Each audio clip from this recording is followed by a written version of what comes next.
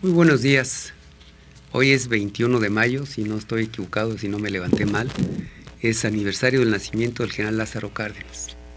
Un personaje histórico, un personaje que ha sido muy querido por todos los mexicanos y un personaje que indiscutiblemente desde muy joven destacó por su decisión de integrarse a la edad de 13, 14 años al movimiento de la Revolución Mexicana.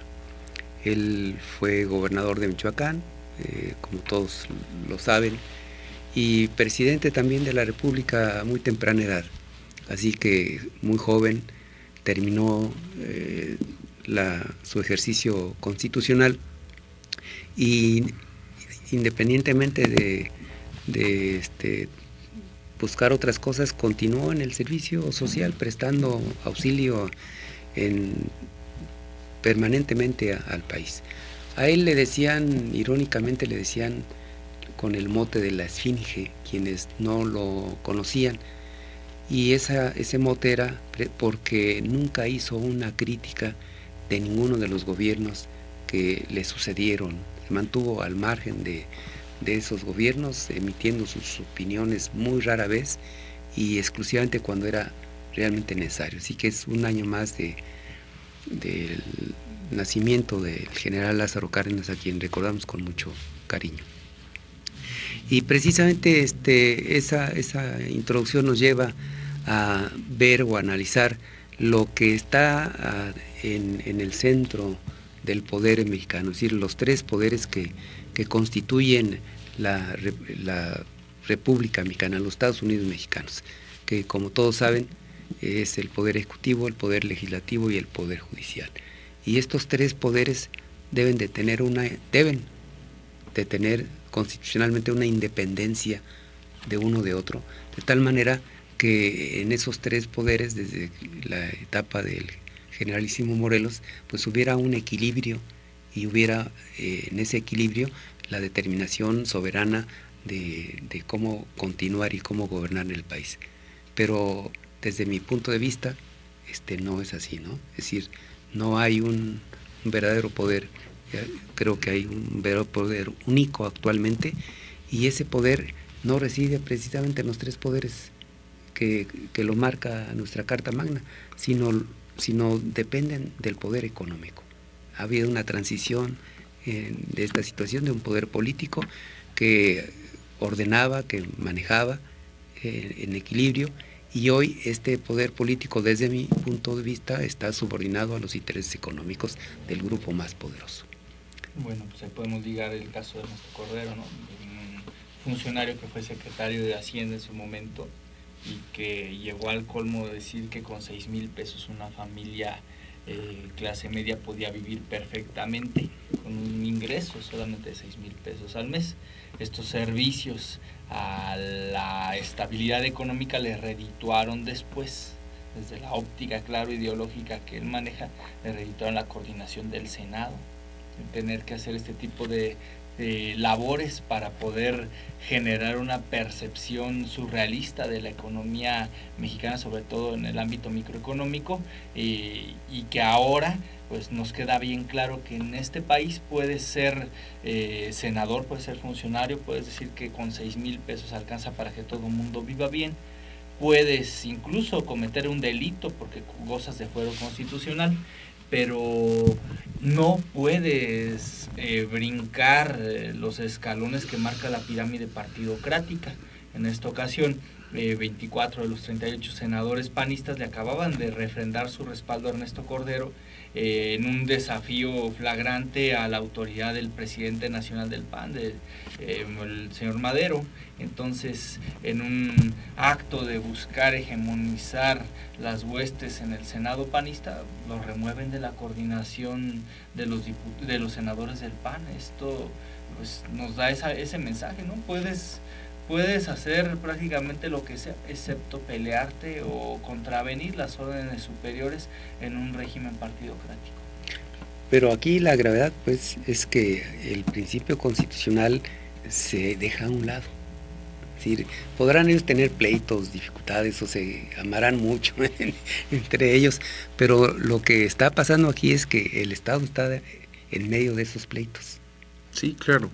Y está en medio de los pleitos y en la subordinación, como en un principio lo planteó, del recurso económico. Lo vemos también la semana pasada, la condonación de los 3,000 millones de pesos a Televisa, que equivaldrían prácticamente 2 presupuestos del municipio. Si no me equivoco, Morelia debe tener 1,350 millones de pesos de presupuesto, prácticamente equivaldría a 2 presupuestos de Morelia. Y veamos todas las necesidades que tiene la ciudad. Entonces, sí hay una subordinación, claro. 2, tomando el comentario que hizo Eric, pues lo mismo pasó hace 6 años con Germán Martínez y Santiago Krill. El estar peleado con los que ostentan el poder político hacen que te excluya el propio sistema, ¿no? Y retomando lo que plantea el ingeniero, todo esto por encima de la Constitución. Que ese es el punto clave de lo que nos interesa que el público analice un poco más, ¿no? Es decir, el Poder Legislativo actualmente está compuesto por, y no es que sea una clase de primaria, ¿no?, de párvulos, sino que es la realidad. Está compuesto por 500 diputados federales. En el país hay 300 distritos electorales federales. En el caso particular del Senado son 128. Y la Constitución marcaba antiguamente que los números de senadores serían 2 por estado, exclusivamente, pero bueno, con las modificaciones hechas por Carlos Salinas de Gortari, subieron a los 68 senadores, y el objetivo fundamental del Senado era tener un equilibrio entre los poderes federales, y hoy resulta que hay estados que tienen 4 o 5 senadores en comparación con los otros que tienen 2, y en consecuencia no puede haber un equilibrio federal con un Senado de esta naturaleza. ¿Sí me explico? Esto es una aberración constitucional, pero se ha sostenido. Pero ¿a qué se debe toda esta situación? ¿Por qué este desorden? ¿Por qué estos cambios constitucionales que se han dado en esta forma? ¿Cuál es la razón sustancial de la misma? Pues yo considero que en el 77, vamos a hacer un poquito de historia, que gana López Portillo y que sale la ley Lope, en donde se involucra al mayor número de sociedad, de organizaciones civiles, de partidos políticos, con la finalidad de representarse mayor número de fuerza, legitimarse él después de un proceso económico desfavorable que venía de una crisis. Busca generar un equilibrio de fuerzas políticas a través de dar prebendas a través de las diputaciones plurinominales. Entonces se incrementa. Sí, efectivamente, había una razón, entre comillas, ¿no? Una razón que podía ser real o no, pero el pretexto fue que no había una representatividad ciudadana en el Congreso de la Unión, sí, porque solamente había un partido, el Partido de Revolución Institucional, y con muy poca capacidad el Partido de Acción Nacional. De ahí en fuera no había partidos. Entonces las votaciones eran unánimes para el Partido de Revolución Institucional, y se consideró pues prudente, a petición o por ejercicio de principalmente Vicente Lombardo Toledano, uno de los 7 sabios de México, manda una iniciativa para tener participación la clase minoritaria. Entonces se da, y efectivamente pues fue una buena válvula social, posibilidad de participación ya de otras ideas, de otras fuerzas políticas, y ahí se da esa situación.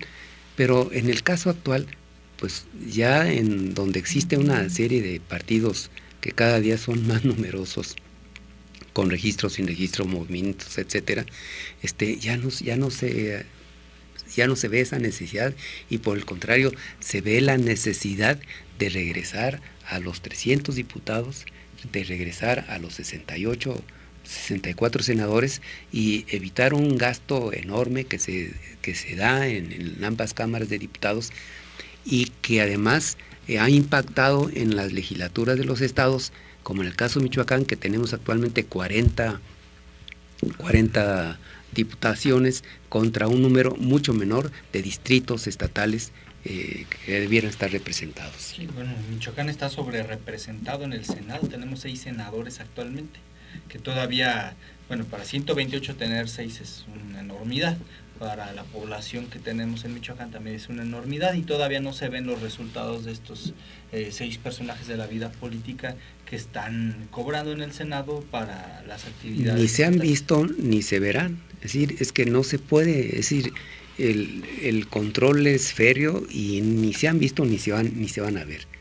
Sí, bueno, el caso es que están los poderes establecidos en la Constitución, pero el poder de la partidocracia no está enunciado como tal dentro de la Carta Magna. Entonces, ¿a qué nos lleva esto? A que el poder que está ejerciendo la partidocracia al interior de las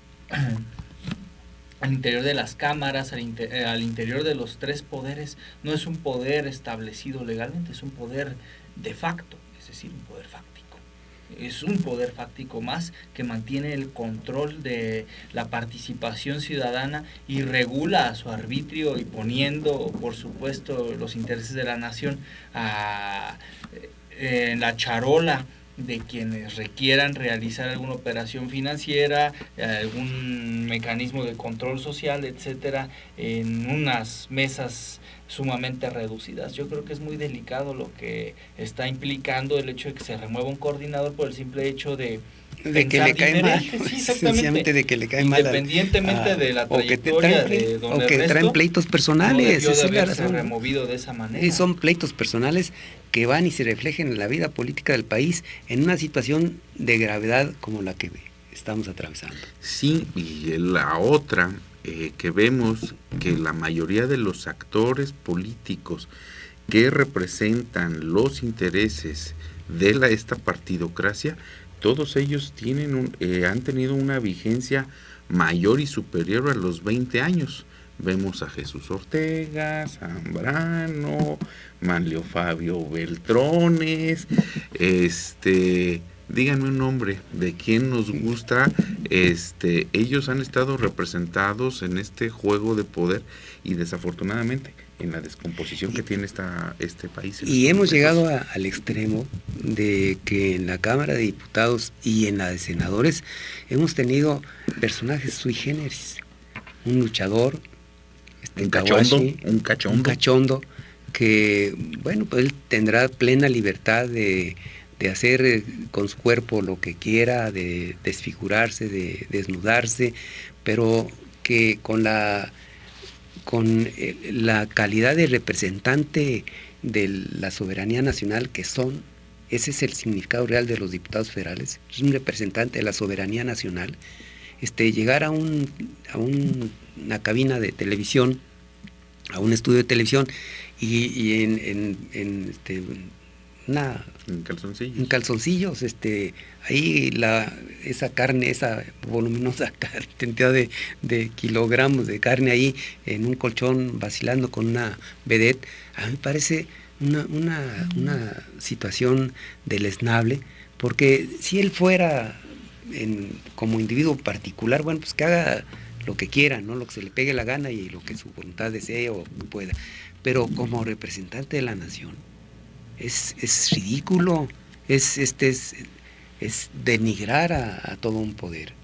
Las figuras públicas ya tienen que tener un mayor rango de responsabilidad y tienen que tener muy claro que pues todos los ojos los vigilan. Tal parece que se les olvida esto. Si cualquiera que abra la Constitución Política de la República Mexicana y vea lo que significa un diputado, como dice, son representantes de la nación. Y un representante de la nación en Cuernavaca, ahí acostado con una vedette, pues es muy denigrante para la vida política del país. Pues hay un principio, ¿no? Que para hacer hay que parecer, ¿no? y también nuestros representantes han sido reflejo de la descomposición de la sociedad. Antes, para parecer, ¿cómo dijiste? Para ser hay que Para parecer. ser hay que parecer, hay que ser, para ser hay que ser, ni siquiera parecer, para ser Digo, hay que como ser. mínimo, no, Sí. digo, No, digo. eso no es así. Para ser hay que ser primero. Filosóficamente así es. Se es Sí, claro, y, claro, y- claro. y se debe de ser. Entonces, esto que estamos comentando aquí en esta mesa, pues nos señala que si el país está en una situación delicada, pues se debe a que las bases están muy sueltas, no bien edificadas y se han cambiado. Yo recuerdo, no me sé los nombres de muchos diputados federales constituyentes, pero si nosotros hiciéramos, si el auditorio hiciera un análisis o se pudiera analizar a ver quiénes fueron cada uno de los diputados y cuántos eran los diputados en 1917, se va a sorprender. Y se va a sorprender porque la gente dice, bueno, es que 300 diputados son muchos, ¿no? O 500 diputados son muchos. Pero en 1917 eran un poquito menos de 300. Y comparativamente con la población de aquellos años a la actual, pues eran Infinidad, digo, mucho más muchos que ahora. más, ¿no? Entonces, no, la razón de que el país esté mal no son que haya 500 diputados o 128 senadores. Lo que hay en el país es que de los 128 senadores y de los 500 diputados, pues los perfiles están muy por abajo de lo deseable.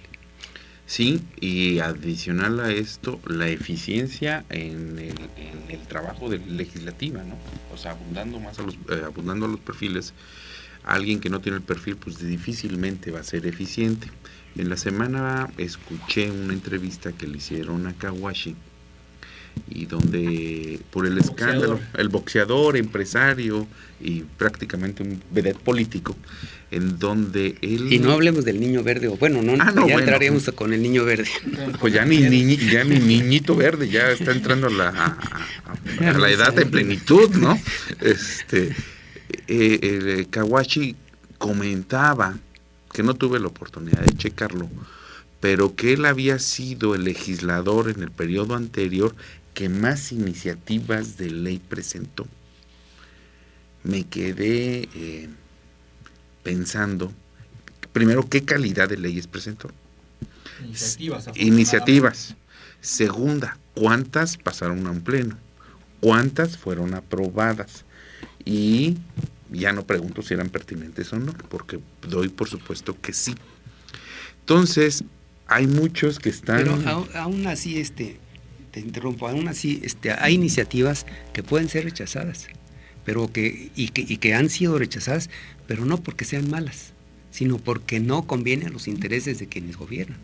Ah, no, ahí entramos también a otro debate. Puede ser un buen número de iniciativas, pueden ser buenas todas y rechazadas, pero el origen o el por qué fueron rechazadas sería el cuestionamiento, ¿no? Sí, es que los indicadores que se han establecido hasta ahora para la eficiencia legislativa son de verdad magros, son en ocasiones hasta ridículos cuando buscan cuantificar o cuando buscan comparar la productividad legislativa con base en algunos criterios que pues a todas luces no necesariamente brillan como tales. Un ejemplo, el número de asistencias. A mí no me queda muy claro si el número de asistencias te hace un mejor diputado o un peor diputado.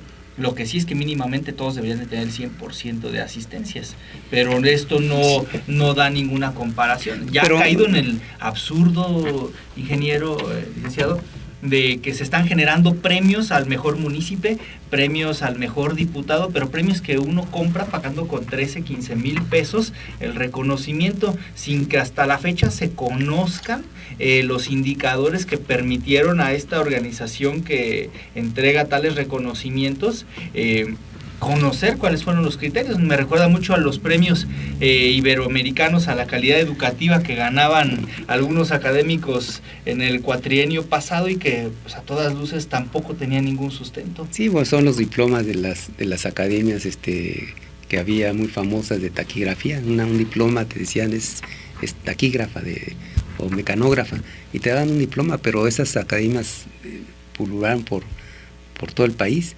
y la calidad y eficiencia pues era mínima. Es decir, yo creo que tú decías del número de asistencias, yo creo que es fundamental el número de asistencias, porque implica una disciplina.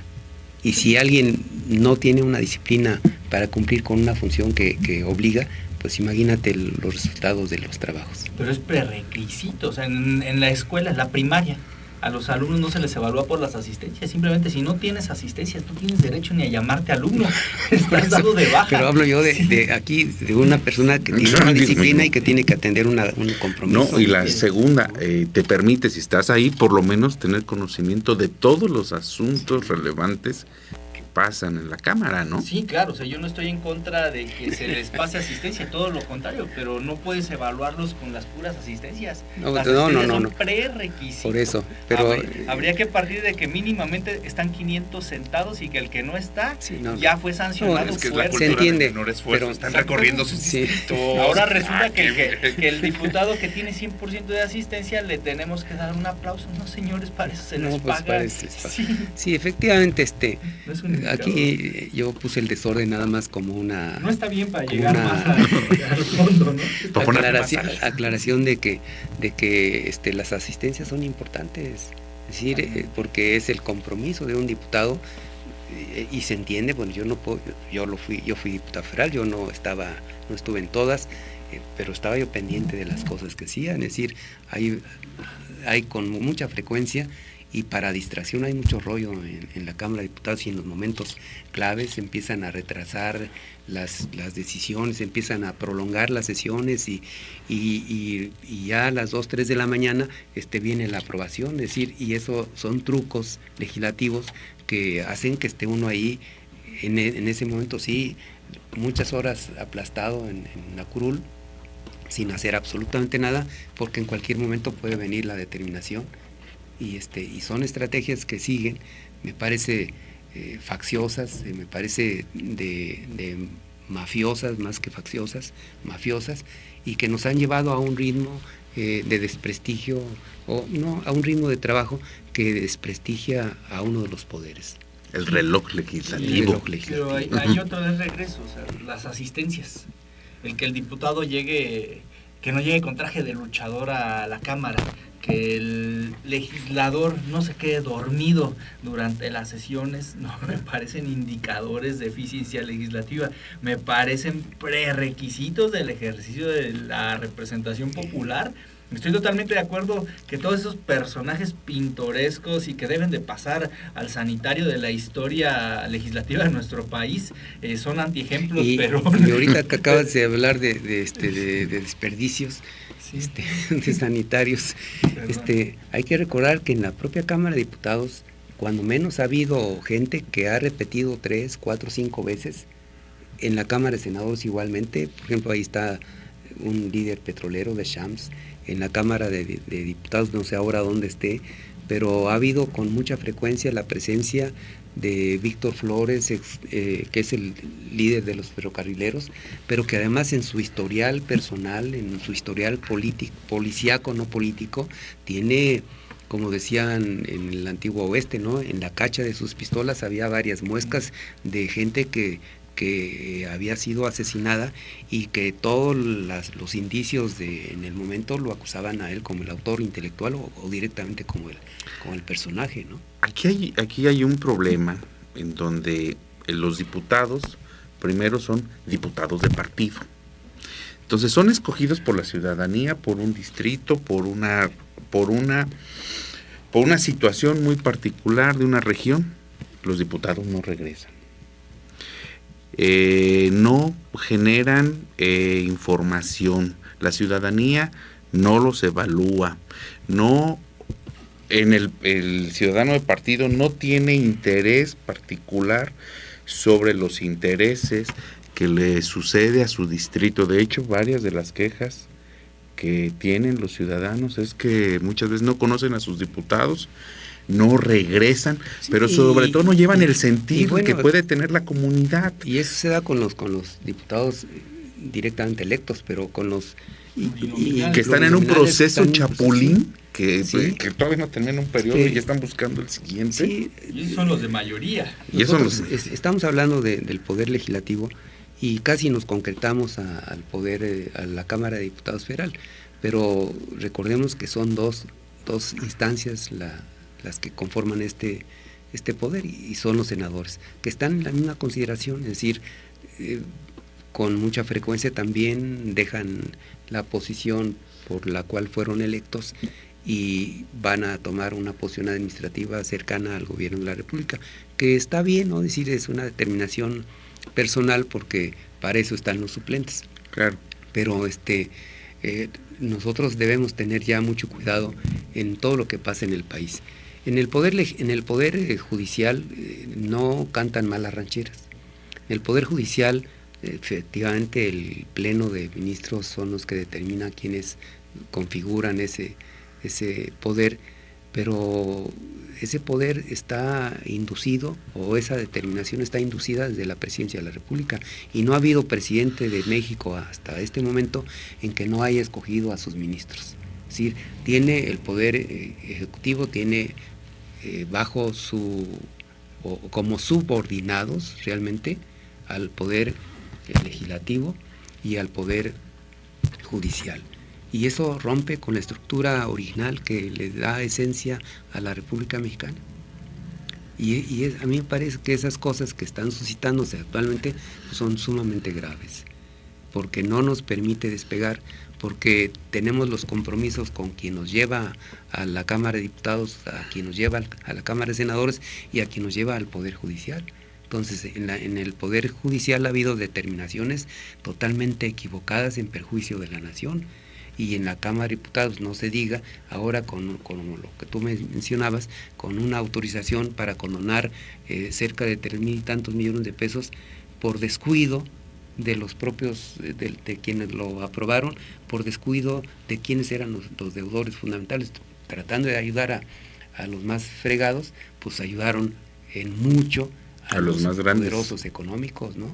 Y hoy que tenemos déficit económicos, que acaban de anunciar que se recorta el gasto público porque el crecimiento del país no era adecuado, pues hoy tenemos un regalo prácticamente a los más poderosos con cientos de miles de millones de pesos. Y solamente 1,000 plazas automáticas, 100,000 pesos de salario anual para estos profesores, alcanza para pagar 1,000 maestros normalistas durante toda su vida profesional, 30 años.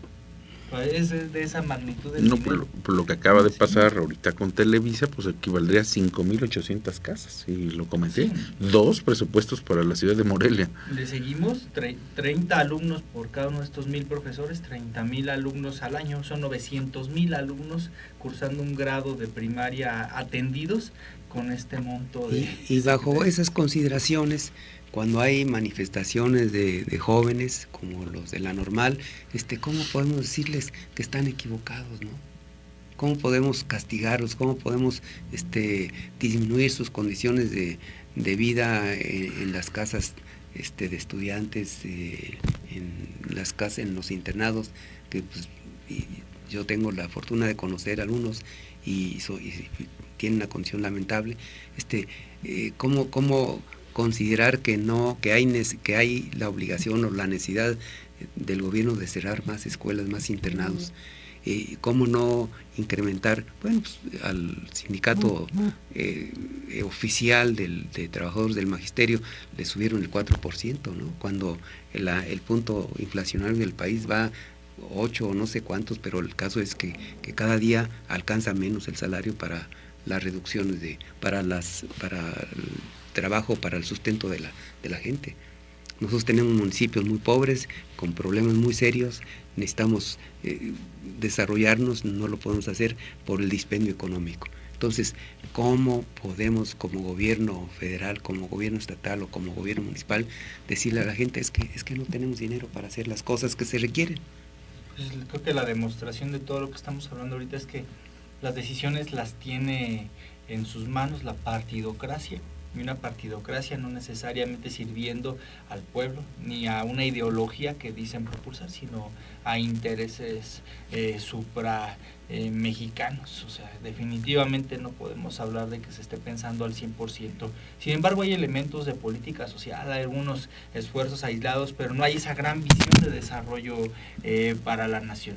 Hay en el forcejeo, hay grupos reivindicatorios, hay momentos, destellos de sociedad civil, hay necesidades de legitimación también del poder público, y entonces es cuando vienen los programas asistencialistas, es cuando viene la calle, viene la carretera, viene un programa de vivienda barata, pero efectivamente creo que la gran discusión es el modelo de país, de desarrollo integral, ese artículo 25 que dice que el Estado debe tomar en sus manos la rectoría del desarrollo de la nación, no se está cumpliendo, y esto es debido a que hay un interés por encima de los tres poderes, y es el interés partidista.